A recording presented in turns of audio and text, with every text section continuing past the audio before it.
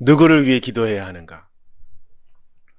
신앙생활을 하다 보면은요, 여기에 대해서 큰 의문을 갖지 않고 지낼 때가 많습니다. 왜냐하면 그때그때 기도 제목이 주어지고 또 우리가 당연히 기도 생활을 하면서 우리가 옆 사람은 어떻게 하는가, 또 공적 예배에서 어떻게 하는가, 이렇게 나도 모르게 학습하거든요. 그래서 그렇게 하는 것이 당연하구나 인지하고 나아가는 편이 많은데, 멈추어 서서 나는 누구를 위해 기도해야 되지? 이런 생각을 잘 못할 때가 있습니다. 그래서 저는 이런 요리문답에 이런 논리적 전개가 참 좋아요. 멈추어서 성경이 누구를 위해 기도하라고 명하고 있는지 딱 보면은요, 명확하게 이해할 수가 있고, 또 다음 시간에는 어떻게 기도해야 되는가를 보게 되면, 기도의 자세와 태도에 대해서 별로 생각해 본 적은 없는데 이렇게 해야 되겠구나, 배울 수 있어 좋습니다. 그러면서 자연스럽게 이제 기도의 원칙, 주기도로 넘어가게 되는 것이죠. 저 스스로도 관련 성구를 찾아가면서 공부하며 참 큰 유익을 누렸습니다. 그래서 한 교육자가 그런 얘기를 해요. 야, 이거 끝나면 뭐 하지? 이런 고민이 있을 때,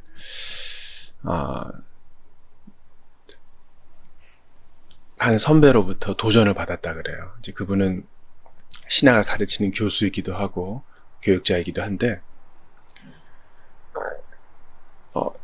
하나님 말씀을 늘 공급받기 때문에 늘 가르칠 것이 있고 늘 새롭고 늘 나누고 싶은 것이 있는 게 당연하다, 이런 도전을 했답니다. 부족하지만 저 역시 그런 마음을 좀 공감합니다. 일단 제가 마신 샘물이 너무 달고 신선해서 우리 성도들에게 나눠주고 싶은 게 많아요. 정말 제 마음에 좀 뜨거움이 있어요. 하나님께 감사하죠. 이제 개척 10년차 넘어가면서 구태의연함과 매너리즘에 빠질 수도 있는데 사실 제 마음은 여전히 뜨겁습니다. 하고 싶은 일이 너무 많아요. 주님을 위해서, 또 하나님 앞에서. 이런 찬송도 좀 해설하고 싶고요. 또 교회사를 한번 개론을 우리 다 같이 통합으로 좀 진행하고도 싶고요. 그렇습니다. 또 당연히 또 이런 요리문답 교리 공부를 또 계속 진행하고 싶고요. 왜냐면 너무 새롭고, 이렇구나, 하나님을 더 알아가게 되고, 또 성경이 얼마나 정확하게 우리를 구원하고 또 구원받은 이들을 성화로 인도하는지 보게 될 때 참 놀랍다, 이런 생각을 합니다.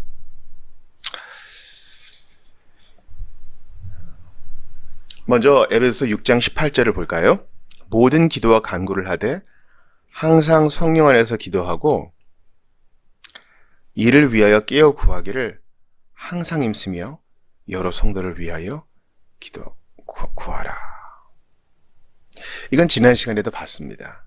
성령 안에서 기도한다는 것, 그것도 항상.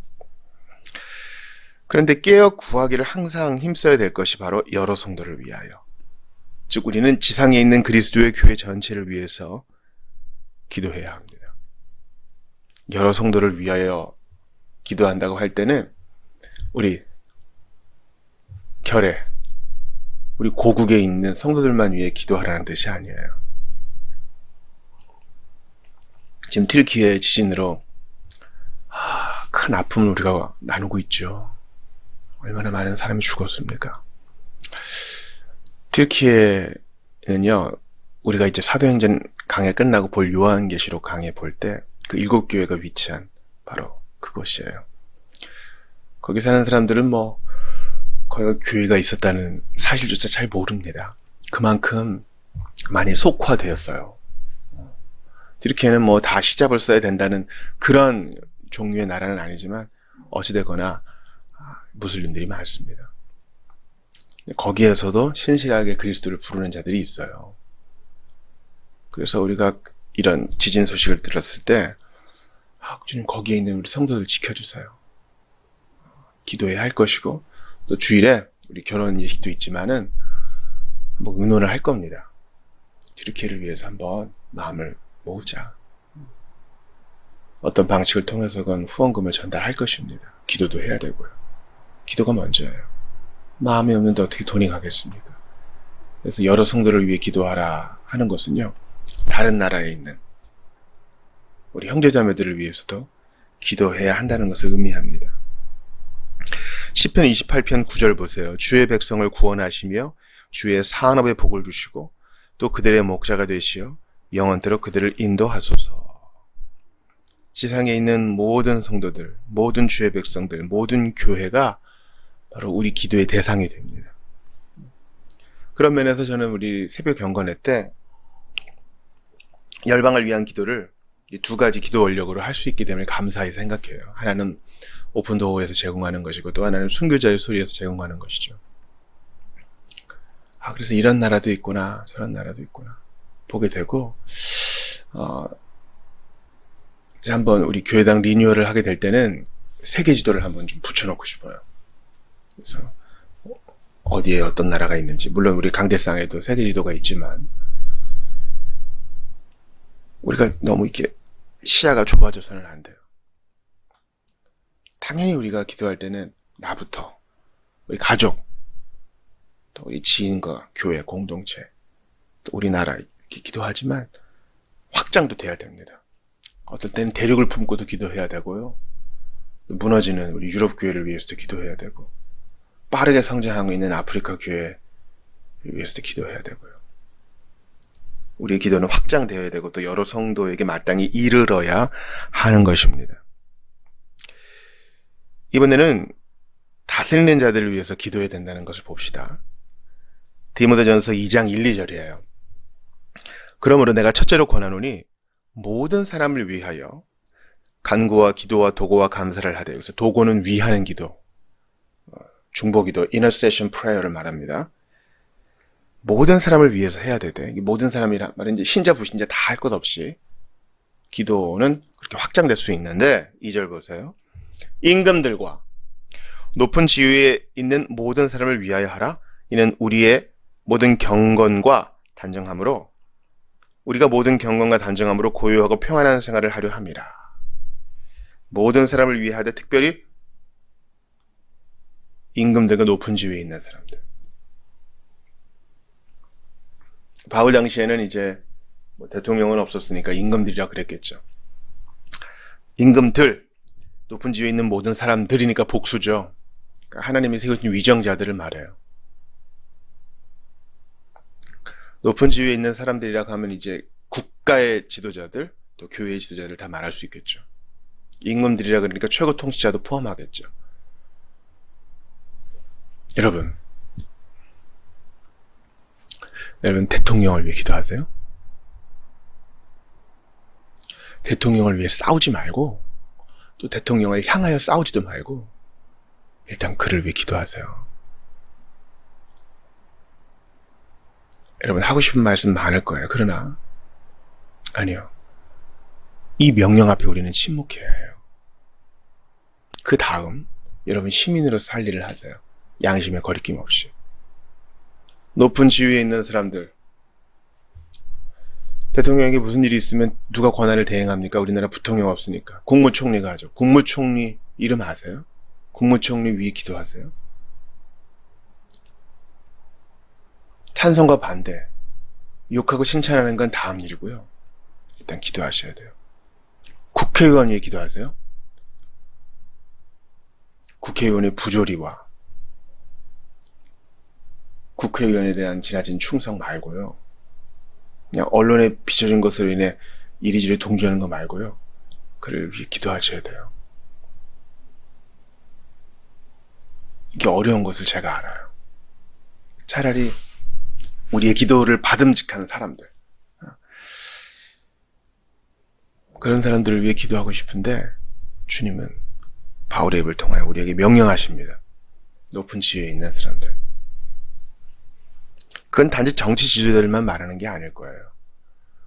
교회 지도자들, 각 지역교회의 교육자들과 장로들, 또 우리가 아까 지상에 있는 여러 다른 형제 자매들을 위해서 기도한 것처럼 그 교회에 섬기는 자들을 위해서도 기도해야 될 것입니다. 이것은 대단히 많은 확장성을 지니고 있기 때문에 신자의 경건하고 단정한 생활, 고요하고 평안한 생활을 위해서 높은 지위에 있는 자들을 위해 기도해야 된다. 여기까지만 일단 보겠습니다. 골로새서 4장 3절 보세요. 또한 우리를 위하여 기도하되 하나님이 전도할 문을 우리에게 열어주사 그리스도의 비밀을 말하게 하시기를 구하라. 내가 이 일 때문에 매임을 당하였노라. 우리를 위하여 기도하되, 교육자들을 위해 기도하고 교회 지도자들을 위해 기도하되, 그 기도의 내용은 하나님이 전도할 문을 우리에게 열어주사 그리스도의 비밀을 말하게 하시기를 구하라. 교육자의 생활, 교육자의 가정, 교육자의 건강, 그것도 필요해요. 그러나 더 중요한 것은 왜 이 직분을 위해 기도해야 돼요? 자, 세상의 높은 지위에 있는 자들을 위해 기도하는 이유는 바로 신자들의 경건한 생활, 단정한 생활, 고요하고 평안한 생활을 위한 목적이 있어요. 그렇죠? 그들 잘 되게 해달라는 게 아니라 교회와 신자들을 위해서. 마찬가지로 교회 지도자들을 위해서 기도하는 이유는 뭡니까? 복음의 전파와 하나님의 비밀이 잘 증거되도록 하기 위한 목적이 있는 거예요. 우리 장로님 잘 되게 해주세요. 우리 장로 사업 잘 돼가지고 돈 많이 벌고, 그거로 끝나는 게 아니라 장로직을 잘 수행하여 목양의 일을 잘 감당하여 복음이 전파되고 그 복음 받은 자들이 또 다른 이들에게 전달할 수 있기를 바라는 마음이 목적이 되어야 된다는 것입니다. 우리 목사님 지켜주세요. 우리 목사님 건강 주시고 회복시켜주세요. 하나님이 데려가시는 게 뜻일 수도 있죠. 그러나 우리가 왜 살기를 구해야 됩니까? 이 복음의 전파 때문에. 강단에서 선포되는 메시지는요, 우리가 생각하는 것 이상의 의미와 무게, 우주적 의미를 가지고 있어요. 또 마땅히 우리는 자신을 위해서도 기도해야 됩니다. 데살로니가후서 3장 1절, 아까 이에 관련 성구 한번 더 보죠. 끝으로 형제들아, 너희는 우리를 위하여 기도하기를 주의 말씀이 너희 가운데서와 같이 퍼져나가 영광스럽게 되고, 교회자들, 지도자들을 위해 기도해야 되고요. 창세기 32장 11절입니다. 내가 주께 간구하오니 내 형의 손에서 에서의 손에서 나를 건져내시옵소서. 내가 그를 두려워함은 그가 와서 나와 내 처자들을 칠까 겁이 나기 때문이니이다. 누구 기도예요? 야곱의 기도죠. 자기가 잘못한 게 있어요. 제가 벌 받는 게 당연합니다. 혼나는 게 당연합니다. 죽는 게 당연합니다. 이렇게 나가지 않고 일단 자기 자신을 위해 기도하는 거예요. 저 두려우니 도와주세요.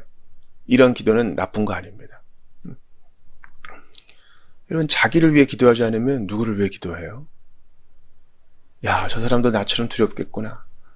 저 사람도 나처럼 핍절하겠구나. 저 사람도 나처럼 위로가 필요하겠구나. 이런 공감대로 나아가는 거잖아요.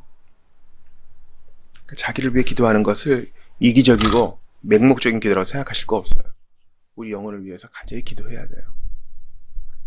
그리고 성경은 그것을 권하고 있어요.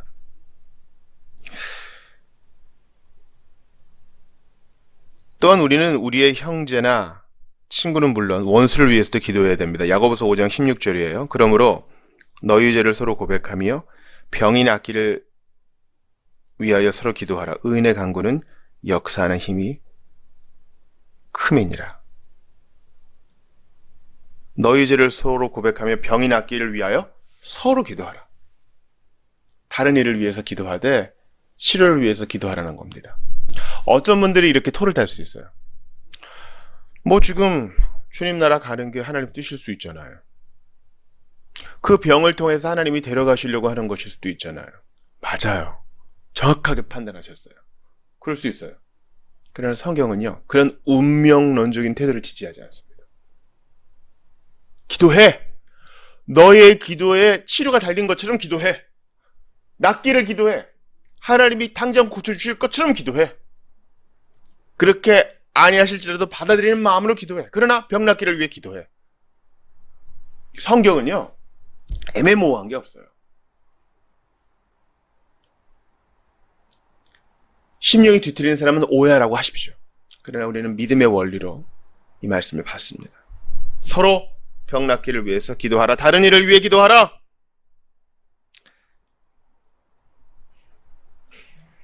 마태복음 5장 44절 보십시오.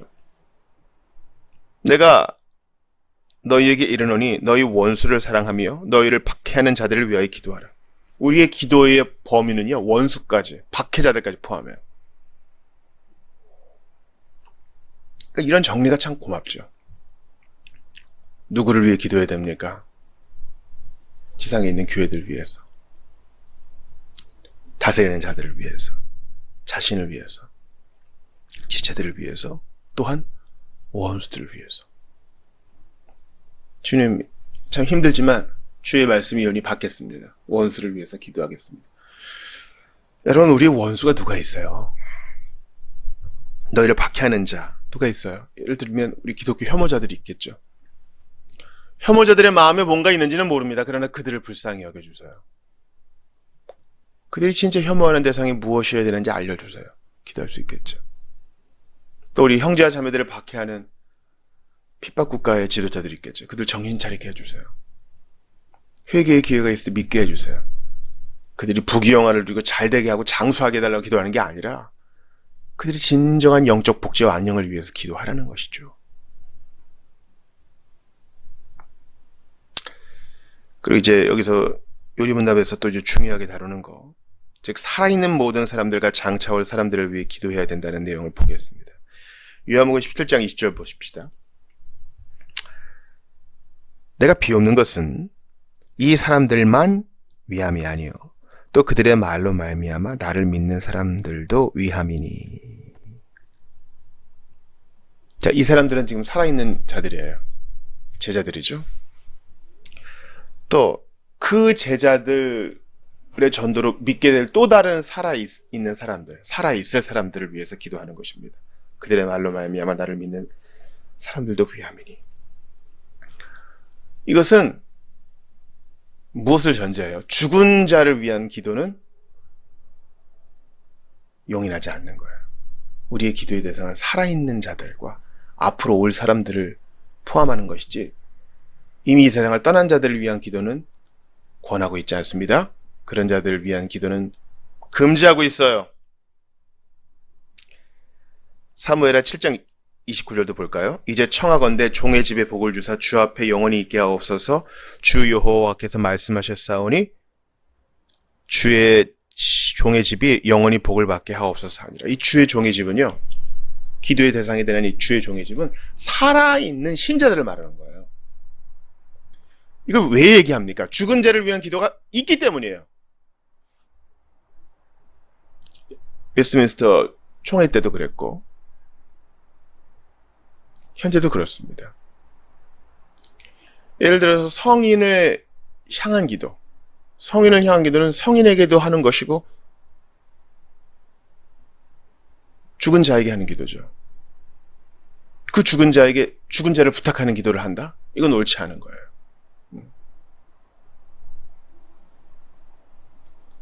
기회는요, 우리 주일 말씀 받은 것처럼 이 땅에 살아있을 때 기회가 있는 거예요. 어떤 기회요? 믿음과 회개, 예수님을 영접하고 죄 씻음 받고 칭의를 얻을 기회는 이 땅에서밖에 없어요.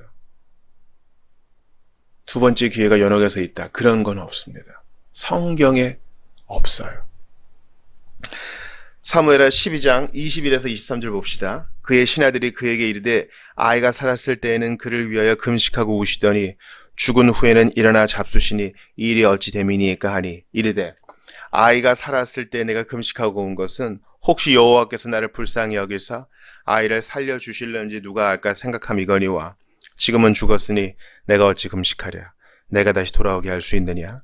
나는 그에게로 가려니와 그는 내게로 돌아오지 아니하리라 하리라. 다윗의 기도예요. 살아있는 자를 위해서는 기도하되 이미 떠난 자를 위해서는 이제 나의 기도의 바운더리를 벗어났다는 것을 인정해야 됩니다. 죽은 자를 위한 기도. 이제 그는 주님 손에 맡겨야 돼요. 자, 사랑하는 신자가 떠났어요. 하나님, 그가 천국 가게 해주세요. 아니, 이제 주님 손에 맡겨졌어요. 그의 영적 복지와 그의 영적 운명은요, 살아있을 때 이미 결정된 것입니다. 그가 그 기회를 활용했다면 주의 품에 안길 것이요, 활용하지 못했다면 하나님의 처분에 맡겨야 돼요. 다윗을 보세요. 이제 내 손을 떠난 일이다. 이제는 금식을 풀고 먹고 기도하잖아요. 이게 냉정한 게 아니에요. 우리의 기도의 대상은 살아계신 하나님, 죽어있는 성자들 아니고요. 천사들도 아니에요. 살아계신 하나님이 우리의 기도의 대상이에요. 그렇다면 우리의 기도의 내용은 무엇입니까? 바로 살아있는 자들, 그들의 거듭남과 영적 복지를 위해서 기도하는 것이에요. 죽은 자들은 주의 손에 맡겨야 됩니다. 그러므로 이미 죽은 자가 천국 가게 해달라고 기도하는 것은 의미가 없고 하나님 원하시지도 않아요.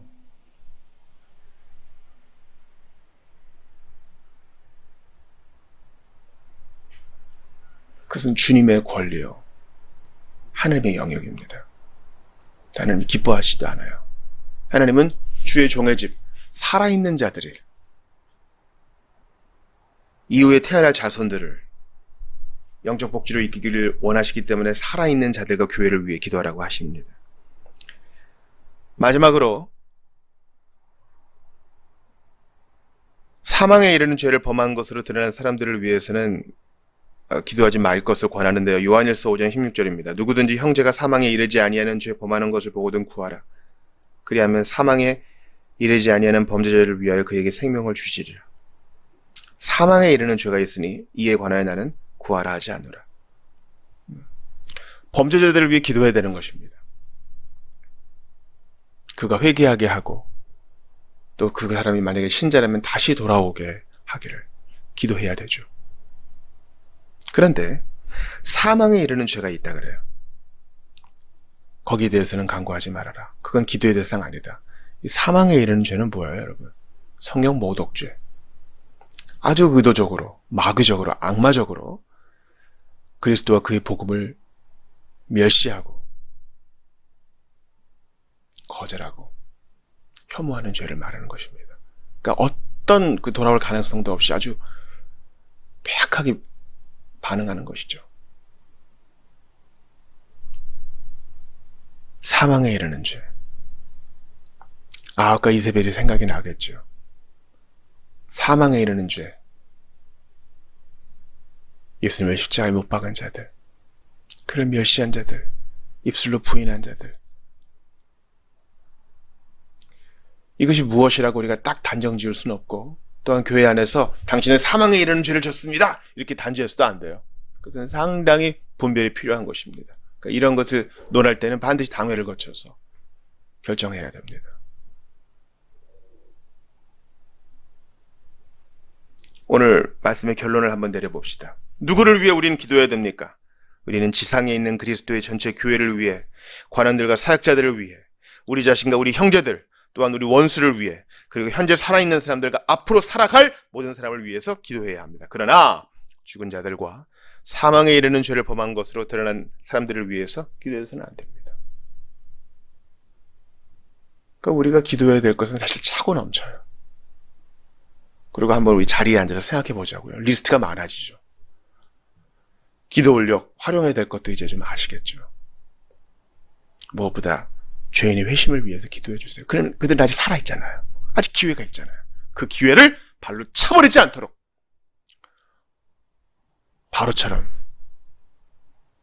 의도적으로 복음을 멸시하고 기회를 차버리지 않도록, 회심할 기회를 내일로 미루지 않도록 기도해 주시지 않겠습니까? 모든 성도를 위하여, 죄인들을 위하여, 원수를 위하여 기도하여 주님 마음에 합한 자로 인정받고 하나님 원하시는 사역을 잘 감당하는 여러분들 되시기를 바랍니다. 성경은 계속 공부할 수 있어요. 저는 정말 세월 지나갈수록 기도하는 영혼이 귀하다, 이런 것을 봅니다. 기도로 주님과 더욱 친밀한 사귐을 누리시고, 기도로 나 자신을 위해서, 위정자들을 위해서, 원수와 핍박자들을 위해서 하나님께 나아갈 때 여러분들께서 더욱 큰 영적 부활을 발견하시고 하나님께 칭찬 들으시면서 기도의 용사로 서나가시기를 주의 이름으로 축원합니다.